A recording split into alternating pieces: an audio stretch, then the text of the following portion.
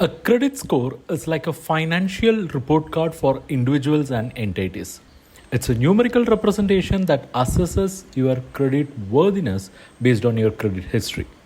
This three digit number holds a lot of power in determining your financial options. So, how it works? The higher your credit score, the more likely you are to be considered as a reliable borrower. Lenders use credit score to evaluate the risk associated with lending you money. A high credit score opens doors to lower interest rates, better loan terms, and more financial opportunities.